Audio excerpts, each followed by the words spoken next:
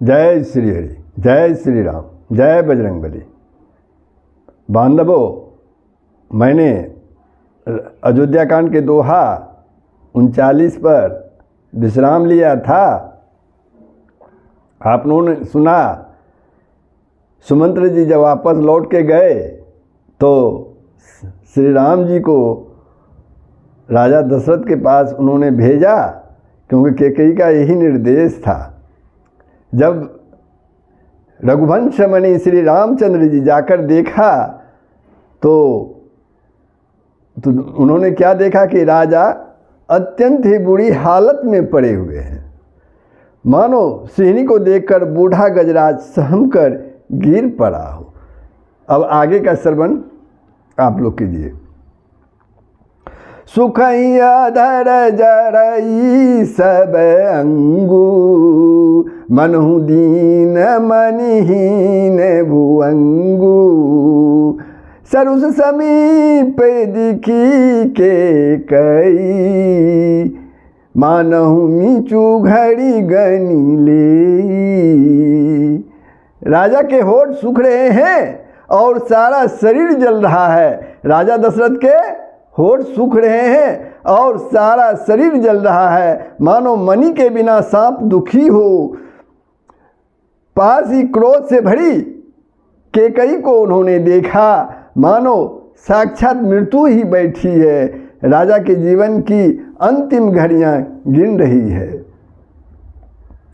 करुणामय मृदु राम सुभाऊ, प्रथम दीख दुखु सुना न काऊ। तदपि धीर धरि समऊ विचारी, पूछी मधुर बचन महतारी। श्री रामचंद्र जी का स्वभाव कोमल और करुणामय है। उन्होंने अपने जीवन में पहली बार यह दुख देखा। इससे पहले कभी उन्होंने दुख सुना भी नहीं था। तो भी समय का विचार करके हृदय में धीरज धरकर उन्होंने मीठे वचन से माता कैकेयी से पूछा। श्री रामचंद्र जी माता कैकेयी से पूछा, मोहि कहूँ मातु तात दुख कारण। मोहि कहूँ मातु तात दुख कारण, करई जतन जेहि होई निभारन। सुनौ राम सब कारनु एहू, राजहि तुम पर बहुत स्नेहू। हे माता, मुझे पिताजी के दुख का कारण कहो, जिससे उसका निवारण हो सके, दुख को दूर किया जा सके, वह यत्न किया जाए। कैकेयी ने कहा, हे राम सुनो, सारा कारण यही है कि राजा का तुम पर बहुत ही स्नेह है। देन कहनी मोहि दुई बरदाना, मांगू जो कछु मोहि सुहाना। सो सुनी भयउ भूप उड़ सोचू, छाड़ी न सकहीं तुम्हारे संकोचू। इन्होंने मुझे 2 वरदान देने को कहा था। मुझे जो कुछ अच्छा लगा वही मैंने मांगा। उसे सुनकर राजा के हृदय सोच में पड़ गया, क्योंकि ये तुम्हारा संकोच नहीं छोड़ सकते। सुत सने हुईत बचनूत, सुत सने हुईत बचनूत। संकट पड़े नरेशु, सकहु तो आय सुधरहु सिर। मिटहु कठिन कलेशु, सियावर राम जय जय राम, सियावर राम जय जय राम। इधर तो पुत्र का स्नेह है और उधर वचन यानी प्रतिज्ञा। राजा उसी धर्म संकट में पड़ गए हैं। यदि तुम कर सकते हो तो राजा की आज्ञा शिरोधार्य करो और इनके कठिन क्लेश को मिटाओ। रानी कैकेयी कहती है, निधड़क बैठी कहीं कटुबानी, सुनत कठिनता अति अकुलानी, जीव कमान बचन सरनाना, मनहु मही पर मृदुल समाना। के कई बेधड़क बैठी और ऐसी कड़वी बानी कह रही है कि कई बेधड़क बैठकर ऐसी कड़वी बानी कह रहे हैं जिसे सुनकर स्वयं कठोरता भी अत्यंत व्याकुल हो उठे। जीव धनुष है, वचन बहुत से तीर हैं और मानो राजा ही कोमल निशान के समान हैं। राजा ही कोमल निशान के समान हैं। जनु कठोर पनु धरे शरीरू, सिकई धनुष विद्या बड़े बीरू, सब प्रसंग रघुपति सुनाई, बैठी मनहु तनु धरी निठुराई। इस सारे सात समान के साथ मानो स्वयं कठोरपन श्रेष्ठ वीर का शरीर धारण करके धनुष विद्या सीख रहा है। श्री रघुनाथ जी की सब हाल सुनाकर वह ऐसे बैठी हैं मानो निष्ठुरता ही शरीर धारण किए हुए बैठी हो। मन मुस्काई भानु कुल भानु, रामु सहज आनंद निधानु, बोले बचन विगत सब दूषण, मृदु मंजुल जनु बाग विभूषण। सूर्य कमल के सूर्य स्वाभाविक ही आनंद निधान श्री रामचंद्र जी मन में मुस्कुराकर सब दुश्मनों से रहित, सब दुर्गुणों से रहित ऐसे कोमल और सुंदर वचन बोले जो मानो वाणी के भूषण थे। सुनु जननी सोई सुतु बड़ भागी, सुनु जननी सोई सुतु बड़ भागी, जो पितु मातु बचन अनुरागी,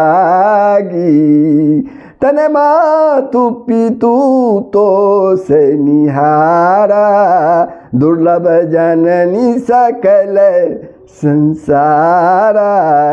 हे माता सुनो, वही पुत्र बड़भागी हैं जो पिता माता के वचनों का अनुरागी हैं, यानी पालन करने वाले हैं। माता पिता को संतुष्ट करने वाला पुत्र हे जननी सारे संसार में दुर्लभ हैं।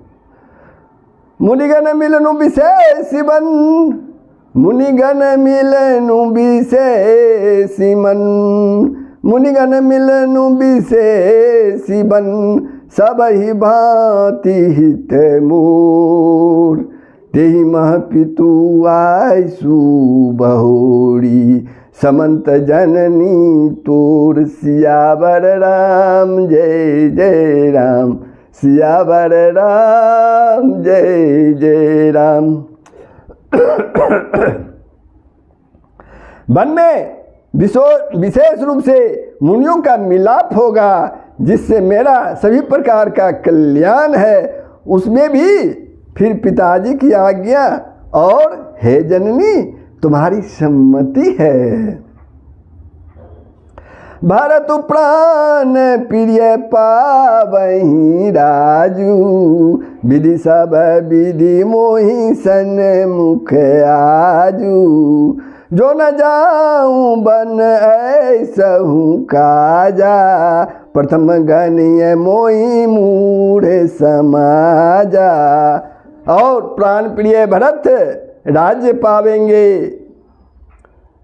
आज विधाता सब प्रकार से मेरे सम्मुख हैं, मेरे अनुकूल हैं। यदि ऐसे काम के लिए भी मैं बन ना जाऊं तो मूर्खों के समाज में सबसे पहले मेरी गिनती होगी। श्री रामचंद्र जी कह रहे हैं। सेवैयारण्डु कलपतरु त्यागी परिहरि अमृत लेहि विसुभागी तेउ न पाई अस समऊ चुकाई देखु बिचारी मातू मन माही।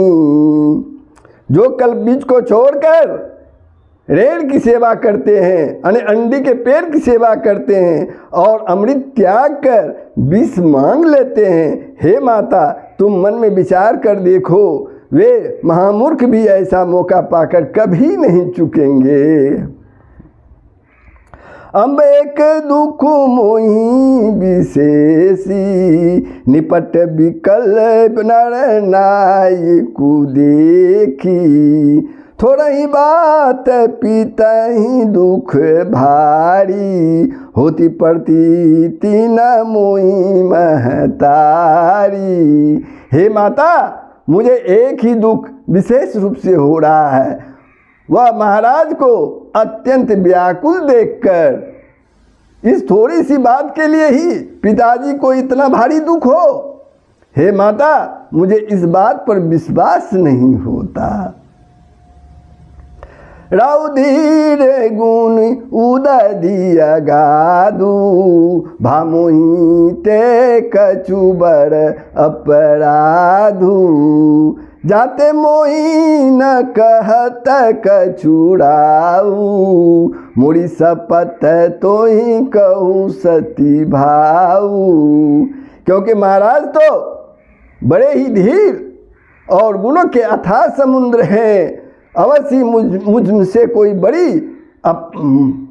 मुझसे कोई बड़ा अपराध हो गया जिसके कारण महाराज मुझसे कुछ नहीं कहते। तुम्हें मेरी सौगंध है माता, हे माता तुम्हें मेरी सौगंध है, तुम सच सच कहो। सहज सरल रघुबर वचन सहज सरल रघुबर वचन कुमति कुटिल करी जान चलई जोंक जल बक्र गति यद्यपि सलिलु समान सियावर राम जय जय राम सियावर राम जय जय राम। रघुकुल में श्रेष्ठ श्री रामचंद्र जी के स्वभाव से ही सीधे वचनों को दुर्बुद्धि के कई टेढ़ा ही करके जान रही है। जैसे यद्यपि जल समान ही होता है परंतु जोंक उसमें टेढ़ी चाल से ही चलती है। रस रानी राम रुख पाई बोली कपट स्नेहु जनाई शपथ तुम्हार भरत के आना हेतु न दूसर मैं कछु जाना। रानी के कही श्री रामचंद्र जी का रुख पाकर हर्षित हो गई और कपट पुरुषने दिखाकर बोली तुम्हारी शपथ और भरत की सौगंध है, मुझे राजा के दुख का दूसरा कुछ भी कारण विदित नहीं है। तुम अपराध जोगु नहीं ताता जननी जनक बंधु सुखदाता राम सत्य सब जो कुछ करहु तुम पितु मातु बचन रत अहऊ। हे तात के कही कहती है, हे तात तुम अपराध के योग्य नहीं हो, तुम्हारे माता पिता का अपराध बन पड़े यह संभव नहीं। तुम तो माता पिता और भाइयों को सुख देने वाले हो। हे राम तुम जो कुछ कर रहे हो सब सत्य है, तुम माता पिता के वचनों का पालन करने के लिए अवश्य तत्पर हो रहे हो। पितई बुझाई कऊ बलि सोई चौथे पंजे आज सुन होई तुम सम सुवन सुकृत जही दीने उचित नता सुनिद्रा दरुकिने।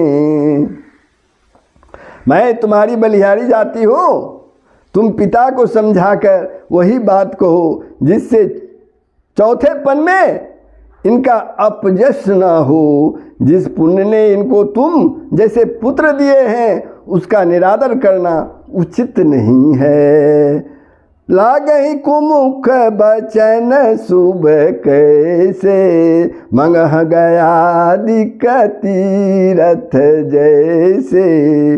राम ही मातु बचन सब भाए, जिमि सुर सरी गत सलिल सुहाए।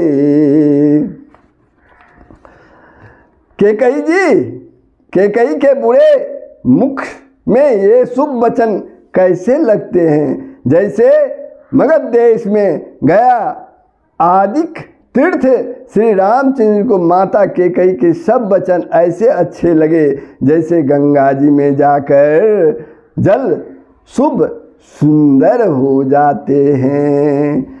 गई मूर्छा राम ही सुमरी, गई मूर्छा राम ही सुमरी, नृप फिरी कर बटलेन।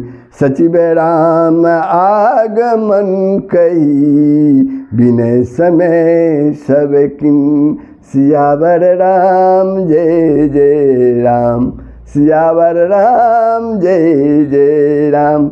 इतने में राजा की मूर्छा दूर हुई। उन्होंने राम का स्मरण करके राम राम कहकर फिर करवट ली। मंत्री ने श्री रामचंद्र का आना कहकर क्षमानुकूल विनती की। तो बंधुओं, मैं अयोध्या कांड के दोहा 43 पर विश्राम लेता हूँ। आप लोगों ने सुना, श्रवण किया कि राजा श्री रामचंद्र जी पिता के पास पहुँचे और माता केकई ने सब हाल का सुनाया। तो कैसा लगा कमेंट के माध्यम से ज़रूर कहेंगे, लाइक कर देंगे और शेयर के माध्यम से दूसरों को भी श्रवण करने का मौका देंगे। बंधु, आपसे नम्र निवेदन है, अगर आपने दिनेश के वीडियो 49 या दिनेश रामायण प्रेमी के वीडियो 49 को सब्सक्राइब नहीं किया है तो अवश्य सब्सक्राइब कर दें और घंटी को दबा दें। तो जय श्री हरि, जय श्री राम, जय बजरंगबली। सबका भला ही होगा, पूरे विश्व का कल्याण होगा।